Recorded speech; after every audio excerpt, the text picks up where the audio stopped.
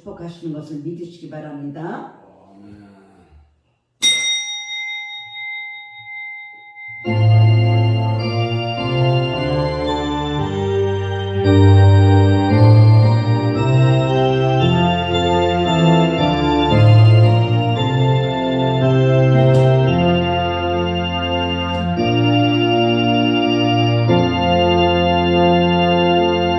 살리는 것은 영이니 육은 무익하니라. 내가 너에게 이른 말은 영이요 생명이라. 아멘.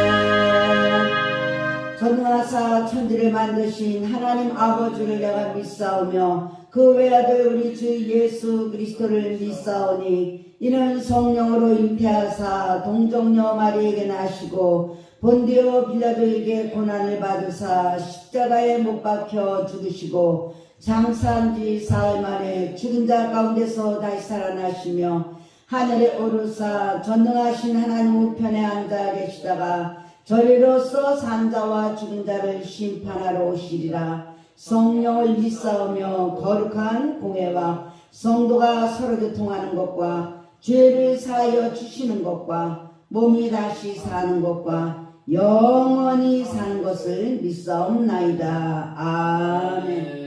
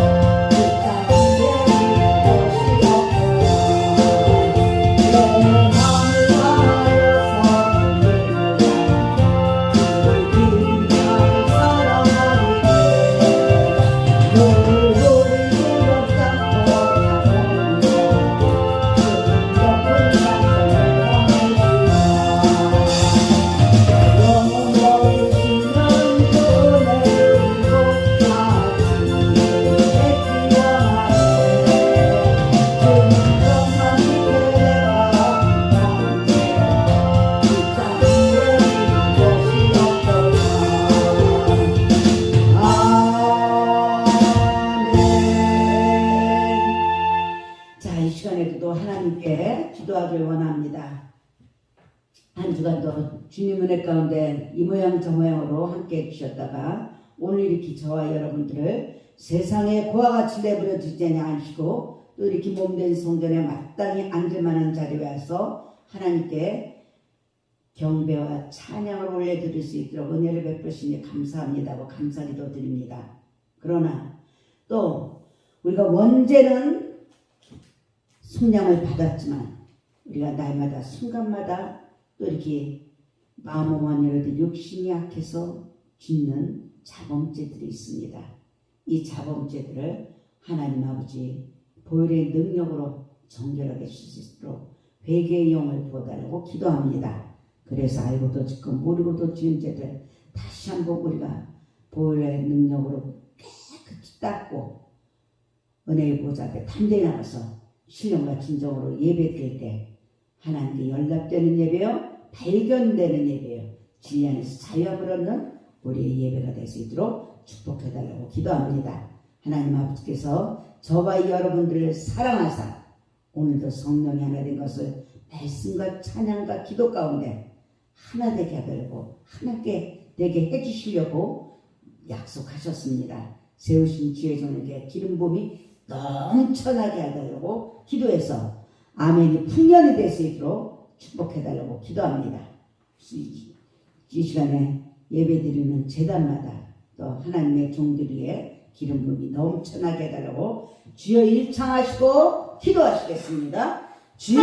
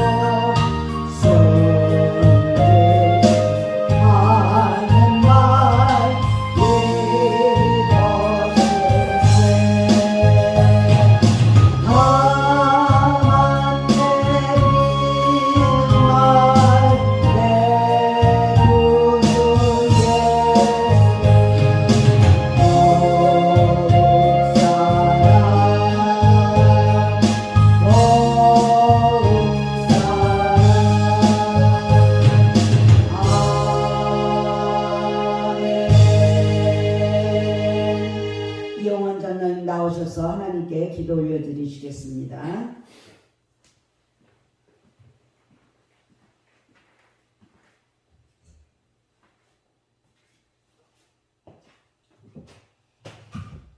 우리 안고 일어섬을 하시고 멀리서도 우리의 생각을 통촉하시며 날마다 우리를 푸른 주장 실만한 물가로 인도하시기를 원하신 하나님, 하나님의 그 크신 은혜와 사랑을 감사하고 감사합니다.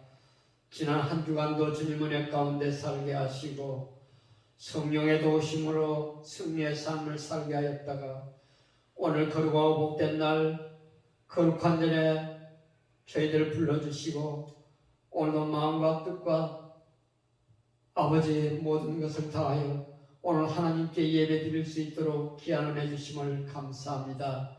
하나님은 영이시니 예배하는 자가 신령과 진정으로 예배할지니라고 말씀하신 주님, 오늘도 마음을 다하고 뜻을 다해서 정성을 모아서 올려드린 예배를 통하여 우리 하나님 영광 홀로 받아 주시옵소서.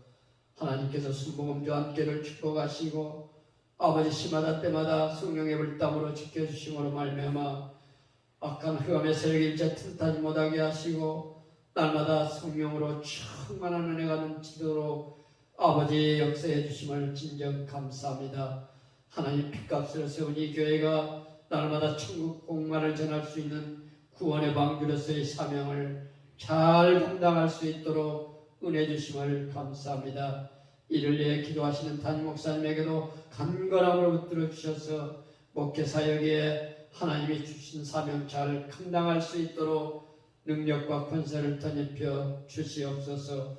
오늘도 말씀으로 다녀 세우시고 귀한 생명의 말씀을 전하실 때 하나님 그 말씀에 기름 부음이 넘치게 하시고 그 말씀이 살아서 운동력이 되어서 우리 심령 골수관절을 쭈그려 남을 수 있는 생명의 말씀이 될 수 있도록 은혜 주시옵소서.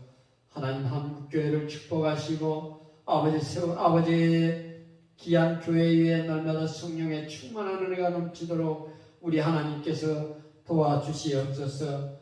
아버지 식었던 믿음이 회복되는 역사가 있게 하시고 무너진 재단들이 회복되는 역사들이 일어나게 하여 주시옵소서. 또한 이 나라의 민족 대한민국을 축복하시고 아버지 이제 얼어붙은 땅이 녹는 것처럼 아버지 지난 날들에 다 어둠의 세력들이 다 물러가게 하시고 빛 대신 예수 그리스도가 주신 아버지 평강이 이 나라의 민족에 충만하게 역사하여 주시옵소서. 감사하고 살아계신 예수님의 이름으로 기도드리옵나이다.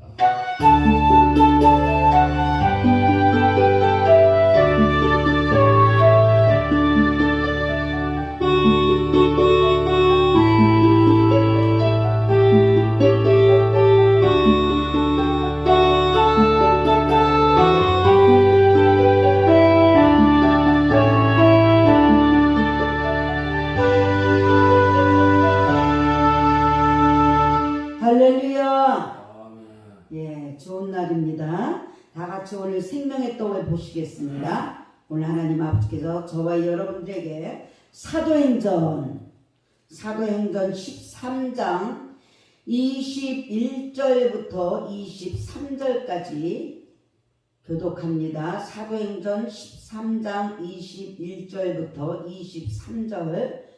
그 후에 그들이 왕을 구하거늘 하나님이 베냐민 지파 사람 기스의 아들 사울을 40년간 치셨다가 폐하시고 다윗을 왕으로 세우시고 증언하여 이르시되 내가 이새의 아들 다윗을 만나니 내 마음에 맞는 사람이라 내 뜻을 다 이루리라 하시더니 함께 읽습니다. 하나님이 약속하신 대로 이 사람의 후손에서 이스라엘을 위하여 구주를 세우셨으니 곧 예수라. 아멘.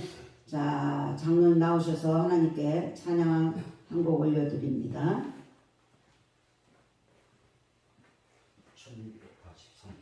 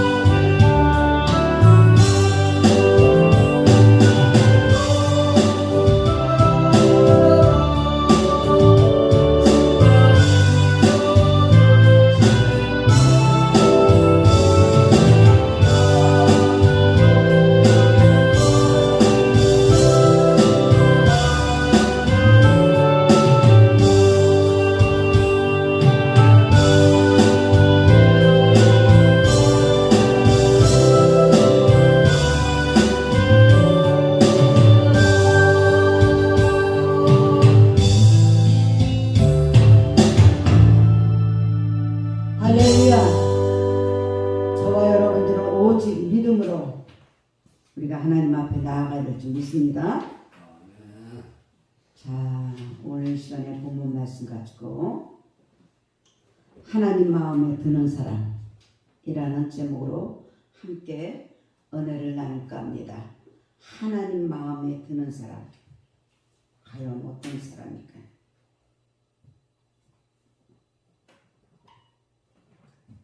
우리가 살아가면서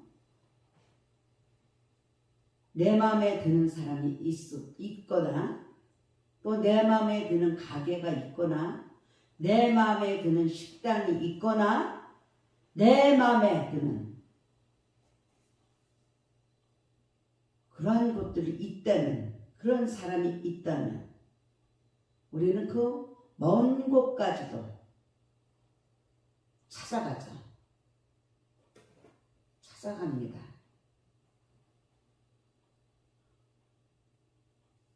이웃집에도 이쁜 처녀가 있어요. 그런데 먼 곳에 처녀와 결혼하는 이유가 뭘까요? 그것은 바로 그 처녀가 내 마음에 들기 때문입니다. 식당도 마찬가지. 우리 교회도 주변에 보면은 식당들이 많아요. 그런데 그 식당을 놔두고 먼 데까지 찾아가는 이유가 뭡니까? 바로 그 식당의 음식이 나에게 맞기 때문이에요. 그러하듯이 마음에 들기만 하면 그 다른 것들은 아무런 문제가 되지가 않습니다. 신분을 초월하고 돈도 초월하고 거리도 초월하고 그 어떤 것들이 힘들고 어렵다 하더라도 문제가 안 되는 거예요. 그런데 오늘 본문 말씀을 보니까 이스라엘의 두 왕 사울 왕과 다윗 왕이 나옵니다. 사울 왕과 다윗이 나와요. 이 사울 왕과 다윗 왕은 똑같이 40년간 나라를 다스렸어요. 통치 기간도 어쩜 그렇게 똑같았어요. 그리고 머리에 썼던 왕관도 같았습니다. 그런데 한 가지 다른 점이 있다고요. 한 가지. 다윗은 하나님 아버지 마음에 쏙 들었어요. 그런데 사울은 하나님 아버지 마음에 들지가 않았다는 거예요. 대단히 중요한 것입니다. 22절을 보면요. 내가 이새의 아들 다윗을 만나니 내 마음에 합한 사람이라고 말씀하셔요. 우리는 이렇게 만나서 내 마음에 합한 사람끼리 어울리는 무리의식들이 있습니다. 마음에 쏙 드는 사람들끼리 영적인 사람들은 영으로 살아요. 믿음으로 사는 사람들은 영으로 살아요. 믿음의 사람들이 세상에 나가서 혼적으로 같이 헷갈려가지고 섞여서 살면 문제가 되는 것이죠. 그런데 보니까 하나님 아버지 마음에 들지 않는 사울은 어떻게 됐습니까? 패해졌어요. 실패한 거예요. 망한 거예요. 패해졌어요. 그의 후손들이 계속 왕이 될 수 있는 축복을 놓쳤습니다. 자기만 패해지는 것이 아니라 후손까지 아브라함의 하나님, 이삭의 하나님, 야곱의 하나님, 그 하나님께서 그 후손까지 왕이 되시는 축복을 놓쳐버리게 만들었어요. 그렇다면 사랑하는 여러분들, 사울왕이 하나님 아버지 마음에 들지 못한 이유가 도대체 뭐였을까요? 우리는 그거를 교훈 삼아야 됩니다. 할렐루야! 우리 주님의 말씀은 길이 되고 진리가 되고 생명이 된다고. 그냥 머리로 듣는 것이 아니라 내 마음판에 새겨서 정말로 저와 여러분들에게 교훈이 되고 회개하고 바르게 사는 우리 모두가 되시기를 주님의 이름으로 축원합니다. 첫 번째로요, 이 사울왕은 처음과 끝이 달랐다는 것이에요. 사울이 처음 왕이 되었을 때는요, 대단히 겸손한 사람이었습니다. 왕으로 선출될 때에도 나와서 자랑하거나 거만하지도 않았습니다. 그리고 겸손한 모습을 지니고 있었어요. 왕이 되었을 때 이 사람이 어떻게 우리를 구원하겠느냐며 멸시하면서 예물을 드리지 않겠다고 비웃는 사람들이 있었을 때도 사무엘상 10장 27절에 보니까 너그럽게 용서하는 마음을 가졌다고 말씀하고 있는 것이에요. 할렐루야. 그러나 사울은요, 시간이 지나면서 날이 가면 날이 갈수록 점점 다른 사람이 되었다는 것이에요. 사무엘상 15장 9절에 보니까 욕심이 나타납니다. 욕심이. 사울과 백성이 아각과 그의 양과 소의 가장 좋은 것 또는 기름진 것과 어린 양과 모든 좋은 것으로 남기고 진멸하기를 즐겨 아니하고 가치 없고 하찮은 것으로 진멸하라고 했는데 그렇게 안 했어요. 욕심은 나요. 그리고 자기 이름 드러내기를 좋아하는 사람으로 변해갔다는 것입니다. 또한 사무엘상 15장 12절에 보니까 전쟁에서 승리한 후에 기념비를 세우기 위해서 급급했다는 거예요. 그뿐만이 아닙니다. 사무엘상 15장 10절부터 23절에 보면 하나님 아버지 말씀보다 자기 생각대로 행동을 했다는 것이에요. 이렇게 시간이 지남에 따라 자기 멋대로 행동하는 그러한 사람이 되었어요. 그래서 결국 하나님은 사울을 버리셨다는 것입니다. 내 생각, 내 방법, 내 경험, 내 고집, 내 아집, 얼마나 우리가 날이 갈수록 버려야 되는데 거꾸로 더 그것이 커진 것이 처음과 끝이 이렇게 달라지면 하나님 아버지의 마음에 들지 못합니다. 그래서 결국은 촛대를 옮기게 된 것이죠. 사울은 자기 잘못을 이제 회개하지 못합니다. 회개하지 않았어요. 처음과 끝이 달랐을 뿐만 아니라 자기 잘못을 회개하지 않은 것이에요. 로마서 3장 10절에 보면요, 의인이 없나니 하나도 없다고 말씀하십니다. 로마서 3장 20절에도 모든 사람이 죄를 범하였으며 하나님의 영광에 이르지 못한다고요. 그렇습니다. 사람은 누구나 잘못을 할 수가 있습니다. 완전한 사람이 없어요.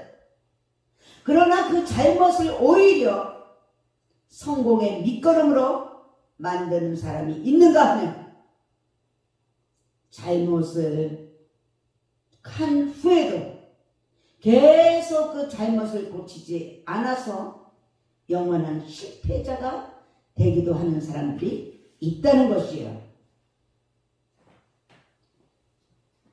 사울은 다윗을 억울하게 죽이려고 한 사람이죠.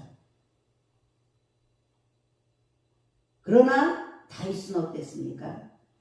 2번이나 사울의 목숨을 살려주는 모습을 사무엘상 24장 26장에서 보고 있습니다.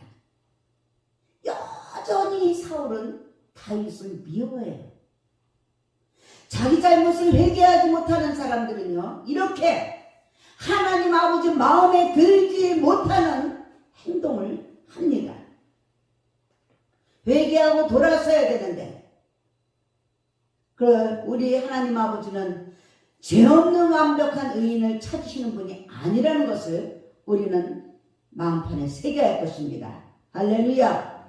자기의 잘못을 알아야 됩니다. 할렐루야. 내 잘못은 모르고 남의 잘못만 아는 것이 아니라 나의 잘못을 알고 회개하고 고치려고 애쓰는 사람을 우리 하나님은 찾으신다는 것을 믿으시기 바랍니다. 우리가 어떻게 하면 하나님 아버지 마음에 들 수가 있을까요? 다윗은 하나님 아버지 마음에 쏙 들었어요. 그래서 내 마음에 합한 사람이에요. 그의 삶과 장래가 그래서 형통하게 되는 모습을 볼 수가 있는 것이에요. 사랑하는 여러분들, 우리 모두 하나님 아버지 마음에 쏙 드는 사람이 되시기를 주님의 이름으로 축원합니다. 그렇다면 우리가 이제 다윗 왕이 하나님 마음에 든 이유를 이제 살펴봅니다. 사울 왕이 하나님께 미움받은 것, 다윗은 하나님 마음에 쏙 들었다고 했어요. 자녀들이요, 부모의 마음을 기쁘게 해드릴 때 부모의 마음에 드는 자녀가 됩니다. 아랫사람이 윗사람의 마음을 기쁘게 해드릴 때 그의 마음에 들게 되는 것이죠. 마찬가지입니다. 하나님 아버지 자녀가 하나님 아버지 마음을 기쁘게 해드릴 때 우리 모두 하나님 아버지 마음에 드는 자녀가 된다는 것을 기억하시기 바랍니다. 하나님 아버지를 기쁘게 하는 것은 무엇일까요? 오직 믿음이에요. 할렐루야. 히브리서 11장 6절에 보면요, 믿음이 없이는 하나님을 기쁘시게 못한다고 했습니다. 할렐루야. 하나님께 나아가는 자는 반드시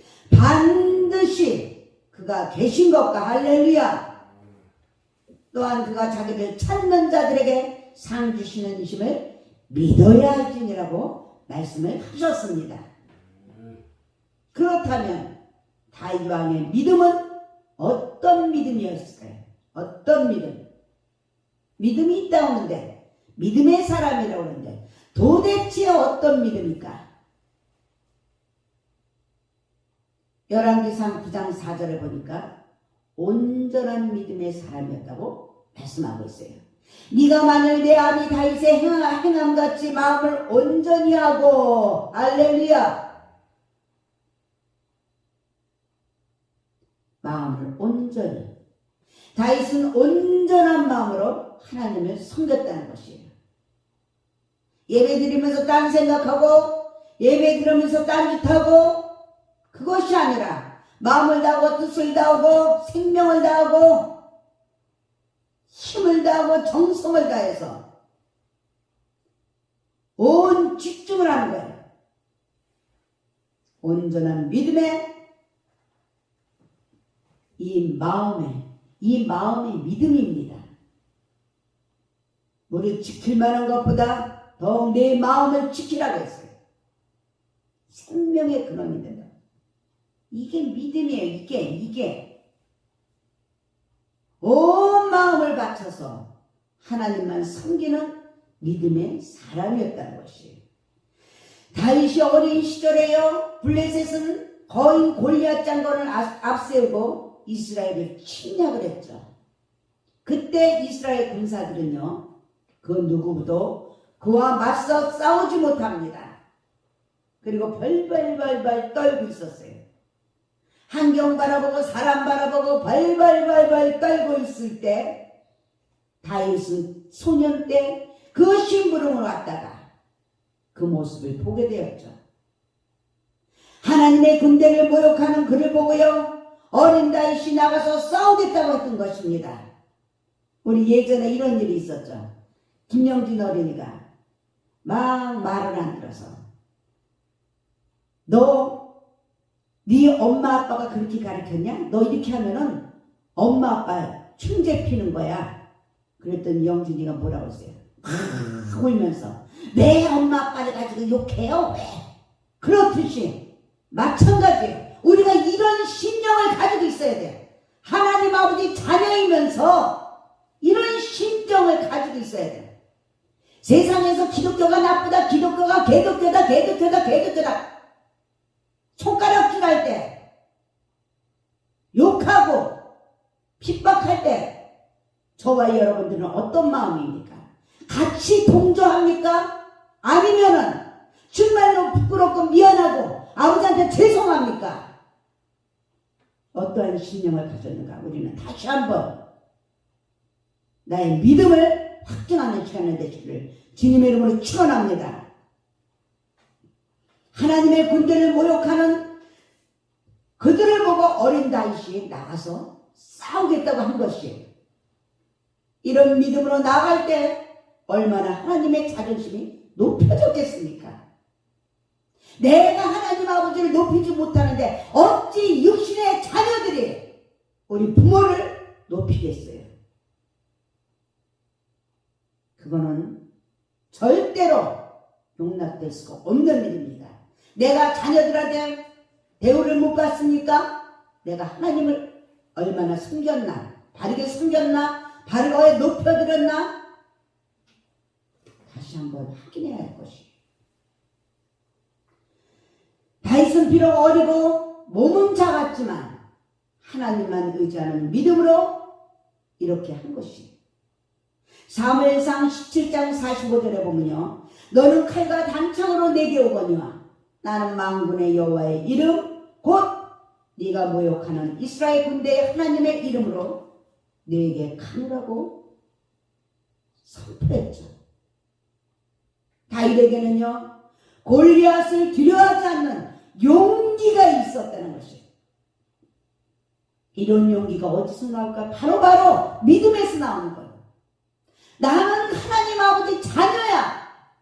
어린아이들이 부모만 있어도, 형만 있어도, 누나만 있어도 마음이 든든하듯이, 용기가 생기듯이, 나는 하나님 아버지 자녀야. 이러한 믿음의 확신만 있다면 저와 여러분들은 어리석고 미련한 삶을 살지 않을 거예요. 우리가 정말 내가 어디에서 와서 뭐 때문에 살며 어디로 가는지 알지 못하고 그냥 살기 좋다, 많이 문명이 발달했다 해가지고 얼마나 풍성하게 풍박하게 살면서 하나님을 멸시했습니까? 그래서 코로나19 통해서 기독교가 개독교가 되고 얼마나 밟혔습니까? 이제 코로나도 이제 풀리고 우리는 모두 코로나 때보다 더 이전의 믿음으로 6, 70년대 초대교회 믿음으로 우리는 다시 돌아가야 돼요. 코로나 전의 믿음 갖고는 저와 여러분들이 하나님을 기쁘게 해드릴 수가 없고 하나님 마음에 들 수가 없습니다. 저와 여러분들은 첫신하는 것들을 회복해야 되는 것이에요. 그래서 다시 한번 믿음으로 충만한 그러한 삶을 살아야 돼요. 다윗에게는요, 하나님께서 나와 함께 하신다. 할렐루야! 하나님 아버지는 어제도 오늘도 영원토록 살아계신 하나님이시다. 나와 함께 하신다. 그런 믿음이 있었어요. 저와 여러분들도 이러한 믿음이 있어야 되는 것입니다. 회복이 돼야 되는 것입니다. 하나님은 골리앗보다 강하십니다. 할렐루야! 하나님은 칼과 단창과 비교할 수 없는 능력을 가진 분이신 것을 믿으시기 바랍니다. 믿음은 바로 용기예요. 당당하게 나가는 거예요. 당당하게. 믿음이 없는 사람은 당당할 수가 없어요. 당당하게 나가다 보니까 목소리도 커지는 거예요. 기가 죽어있는 사람들의 목소리가 작습니다. 고고하게 고상한 거가, 고상은 그런 게 고상한 것이 아니에요. 할 말을 크게 해야 됩니다. 바르게 크게 시원하게 누가 나를 위해서 옹호해주면 얼마나 좋습니까? 바르고 크게 시원하게 해주면 내 기분도 좋아지듯이 하나님 아버지도 마음이 시원하실 것입니다. 사울왕과 백성들은 편안할 때는 하나님을 믿느라고 했지만 골리앗을 보고 두려움에 눈앞이 캄캄했었어요. 하나님을 안 봤기 때문에, 하나님이 계시면 믿을 수가 없었기 때문에. 그러나 다윗은요, 골리앗이 나타났을 때도 믿음의 눈으로 우리 하나님을 바라봤던 것이 할렐루야. 그렇습니다. 저와 여러분들 세상을 살아가면서 저와 여러분들 개인적인 종말이나 주님이 오시는 종말 때까지 모든 문제들을 가지고 살아갑니다. 문제 가운데 문제보다 크신 주님을 바라보고 그 주님이 나와 함께 하시고 살아계시다는 것을 믿고 선포하고 당당하게 나아갈 수 있는 비겁하지 않는 저와 여러분들이 되시길 주님의 이름으로 축원합니다. 사람들이 문제가 있기에 넘어지는 것이 아닙니다. 온전한 믿음의 용기가 없기에 넘어지는 것이에요. 골리앗이 있어서 이스라엘이 패한 것이 아닙니다. 바로 하나님을 보지 못한 불신앙 때문에 무너진 것이에요. 여호수아에 보면 가나안 정탐을 갔을 때도 정탐꾼들은 가나안 사람들을 제대로 보았어요. 아주 현실적으로 똑똑하게 봤어요. 그들은 장교였어요. 그런데 여호수아 갈렙을 뺀 10명의 정탐꾼들은 현실적으로 봤지만 하나님을 보지 못한 불신의 사람들이었어요. 저와 여러분들의 삶의 문제는 세상을 바로 보지 못하는 데 있다는 것이, 똑같이 신앙생활하고 똑같이 생명의 떡을 먹고 똑같이 기도하고 똑같이 찬양하고 똑같이 봉사하고 똑같이 예물을 드려도 불신의 사람, 믿음의 사람이 차이가 있다는 것이. 저와 여러분들이 소년 다윗처럼 작고 세상은 골리앗처럼 크다고 할지라도 문제가 될 것은 아무것도 없습니다. 왜 그렇습니까? 역대하 16장 9절에 보면요, 여호와의 눈은 온 땅을 두루 감찰하신다고 하십니다. 할렐루야.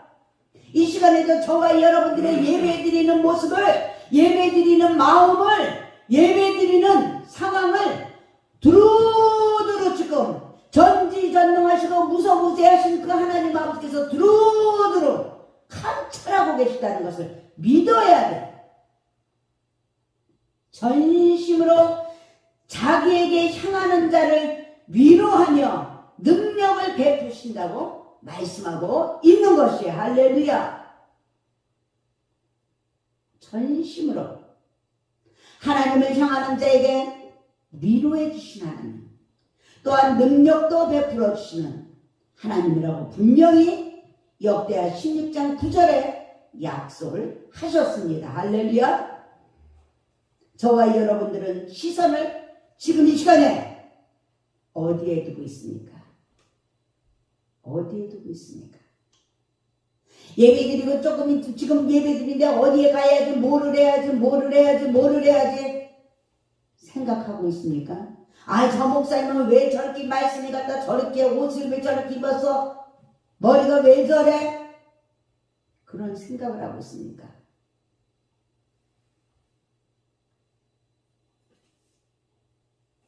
가나안 사람들은요, 장부였어요. 그리고 스스로 보기에도 메뚜기 같았어요. 이스라엘 백성들은 메뚜기 같았어요. 그런데 아무 문제가 안 되었다는 것이, 하나님만 바라볼 수 있으면 문제가 없다는 것을 믿으시기 바랍니다. 전능하신 우리 하나님 아버지께서 저와 여러분들을 사랑하신다는 사실만 이 마음판에 깊이 믿고 있다면 저와 여러분들 이 세상에서 다윗과 같이 넉넉히 이기면서 승리의 삶을 살 수 있습니다. 할렐루야! 할렐루야! 다윗은요, 하나님께서 지금도 살아계시고 능력으로 역사하시고 생사복을 주관하신 분이시라는 것을 믿었습니다. 아멘. 아는 것이 아니고 믿었다는 것이에요. 알기만 하는 것이 아니고 꼭 믿어야 돼. 꼭 믿어야 돼. 그래서 믿는 자만이 하나님을 의지하고 믿는 자만이 구할 수 있고 믿는 자만이 당당하게 표대를 향해서 나아갈 수가 있는 것이에요. 할렐루야. 믿는 자만이 담대합니다. 대장부예요. 그러므로 우리는 믿음의 대장부들이 되어야 할 것입니다. 할렐루야. 그 다음에 11기상 9장 4절에 보니까 하나님 앞에서 바르게 행한 다윗을 말씀하고 있어요. 바르다는 것이 무엇일까요? 바르다는 말은 잘못하지 않았다는 말이 아닙니다. 아까도 말씀드렸듯이 의는 없다고 했습니다. 의는 없다. 의는 없다니 하나도 없다고 했어요. 저와 여러분들이 죄를 범하였으니 하나님의 영광에 이르지 못한다고 했습니다. 잘못이 없다는 것이 아니에요. 저와 여러분들은 잘못할 수가 있습니다. 당연한 거예요. 그런데 그 잘못을 지적할 때, 가르쳐줄 때, 말씀을 통해서 깨닫게 할 때 그것을 겸손하게 아멘으로 받아들인다는 것이 할렐루야. 할렐루야. 그래서 그것을 회개하는 사람을 바르다고 말씀하는 거예요. 회개는 겸손하고 진실한 자만 받아들일 수 있는 하나님의 은총입니다. 이 귀한 것을 사람들은 싫어해요. 다윗이 우리아의 아내 밧세바를 취했을 때도 나단 선지자가 잘못을 꾸짖었죠. 그때 그는 왕이었기 때문에 얼마든지 변명을 할 수 있었어요. 얼마든지 발언권이 있기 때문에 얼마든지 변명할 수 있었어요. 그러나 어떤 변명도 없이 그 자리에서 내가 여호와께 죄를 범했다고 중심으로 회개한 것이에요. 누구에게도 책임을 돌리지 않았습니다.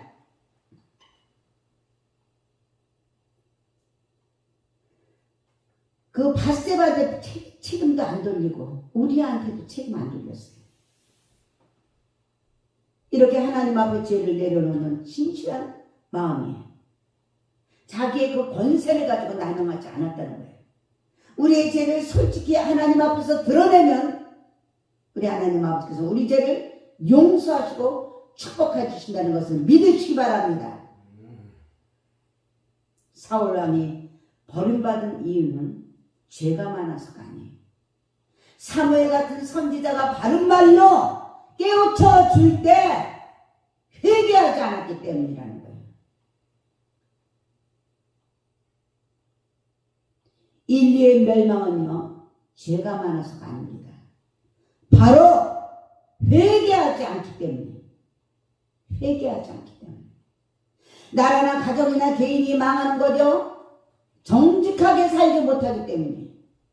나라마다 그 나라를 대표하는 범죄가 얼마나 코로나 시대 때 얼마나 가짜가 판을 쳤으니까 거짓말 말만 했다면 다 가짜 거짓말이다. 다 거짓말로 조작해서 하나님의 그곳에 보응입니다.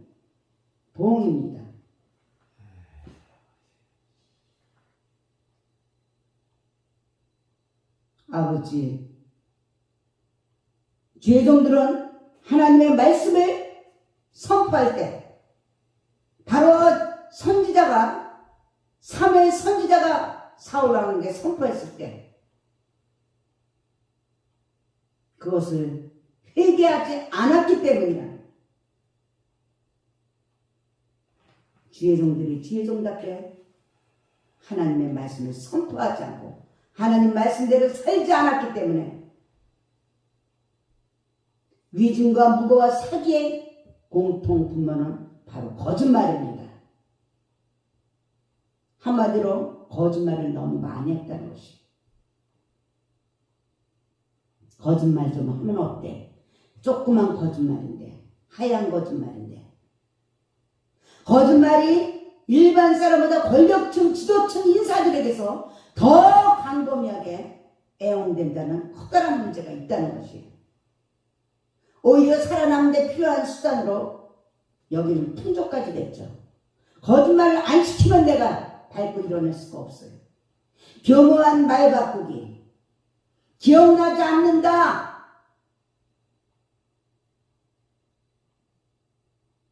그런 발언으로 판을 쳤죠. 그러나 서구의 경우 정치인이나 공직자의 거짓말이 드러나면 그의 정치나 공적 생명은 끊어진다. 끊어집니다. 잘못은 용서해도요, 거짓말은 절대 용서하지 않는 거죠. 하나님은 어제도 오늘도 영원토록 살아계셔요. 생사복을 주관하신 그 하나님, 그 하나님 아버지께서 지도자나 권력자의 거짓말은 일반 사람의 거짓말보다 몇십 배, 몇백 배 중한 벌을 주신다는 것을 우리는 기억해야 됩니다. 저와 여러분들이 정직하면 많은 축복을 받습니다. 할렐루야! 의사 앞에서 정직해야 고칠 수가 있는 것입니다. 저와 여러분들은 하나님 아버지 앞에서 죄인으로만 서야 하고 용서받고 고침을 받을 수가 있다는 것이에요. 이 정직함이 큰 자산입니다. 정직함이 자산이에요.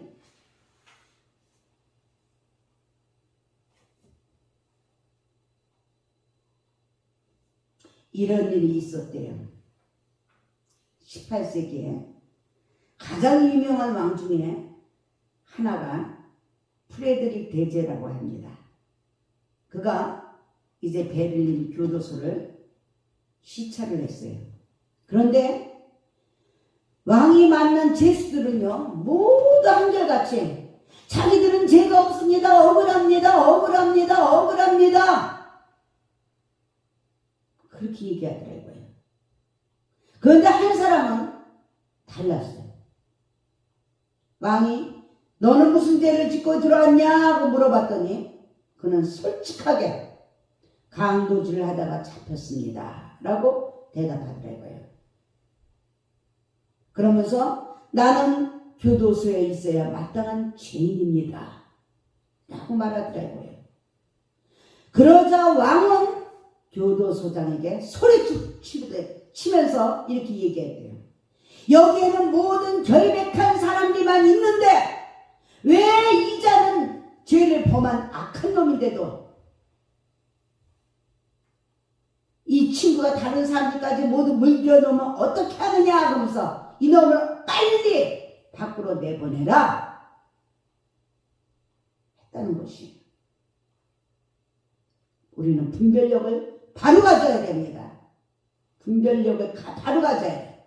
하나님을 기쁘게 하려 사람을 기쁘게 하라.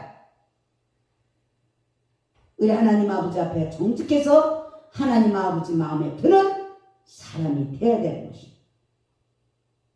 하나님 아버지 계신데 뭐가 두렵고 하나님 아버지께서 원하시는 것을 바르게 선포 못한다면 우리는 사람의 종이 될 수밖에 없는 자녀들이에요. 주의 종도 마찬가지고.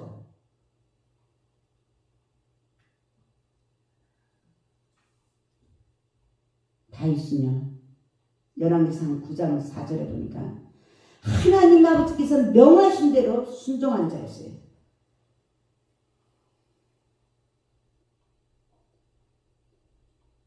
내가 내게 명한 대로 온갖 것을 순종하며. 순종하지 않고 사울은 어떻게 했습니까? 변명만 했죠. 변명만 했어요.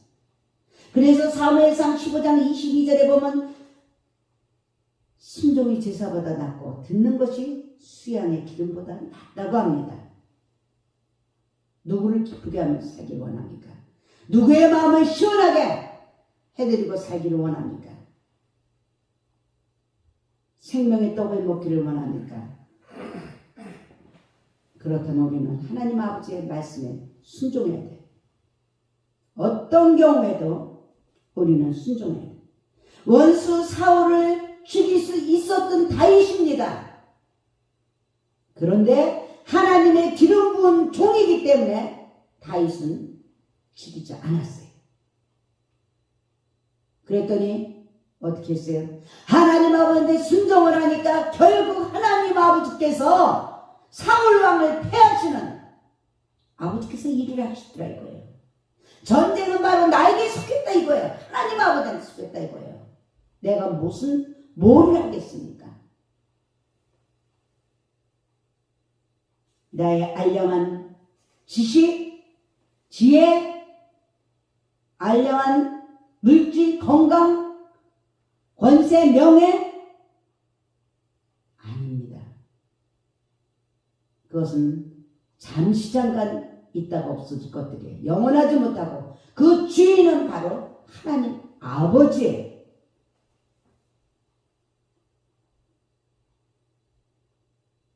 무슨 말을 하면요, 말하는 것마다 따지고 덤비는 자녀들이 있습니다.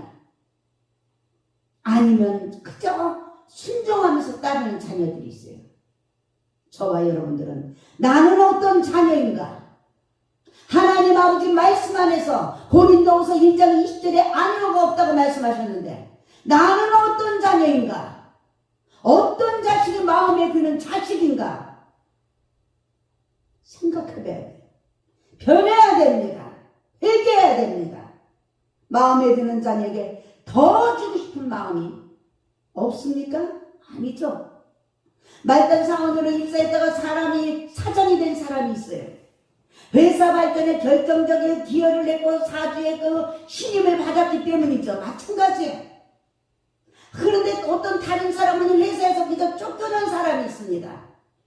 태만하고 공금을 이용하고 뭐라고 얘기하면 불순종하고 따지고 대적하고, 그러고서 왜 나의 삶에는 축복이 없나?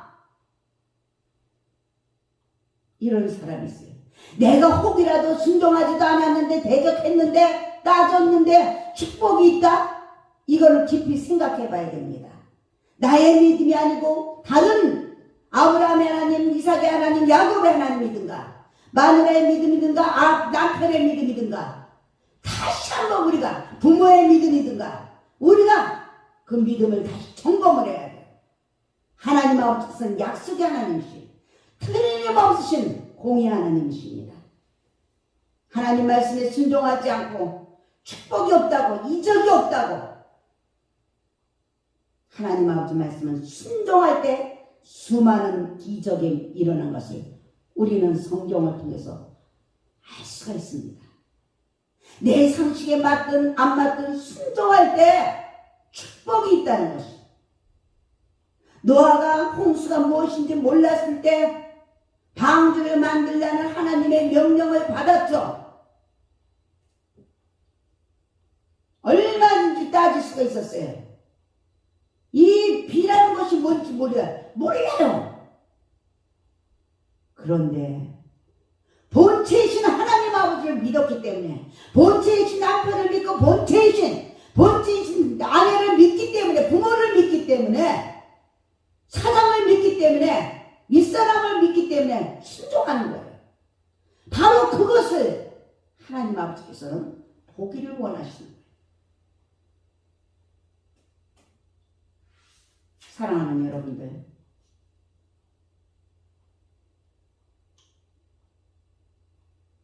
하나님께서 전혀 전망도 보이지 않는 일을 우리에게 하라고 할 때가 있습니다. 내 생각으로 내 짤막한 생각 생각과 방법으로 고정관념으로 그런 걸 원하실 때가 있어. 그러나 리더하는 리더자를 믿고 신뢰할 때 순종하면 우리 하나님 앞에서는 축복을 주시는 거예요. 순종은 축복의 길입니다. 할렐루야. 나의 인간의 상식과 과학을 초월한 사건들이 순종할 때 연속적으로 일어나는 거예요. 이치에 맞든 안 맞든 상식이든 비상식이든 과학적이든 비과학적이든 베드로와 같이 말씀에 의지해서 그물을 내리면 이적이 일어나는 삶이 나타나는 것이에요. 할렐루야. 하나님 아버지 마음의 결론 내립니다. 드는 사람은 하나님 아버지의 뜻을 이루어드리는 도구가 될 수가 있어요. 절대로 하나님 아버지의 뜻을 가로막는 사람이 돼서는 안 됩니다. 하나님 아버지와 하나님의 집인 교회를 위해서 꼭 필요한 사람, 꼭 유익한 사람이 되시기를 주님의 이름으로 축원합니다. 할렐루야. 오늘 말씀 생각하면서 아버지 말씀 다시 한번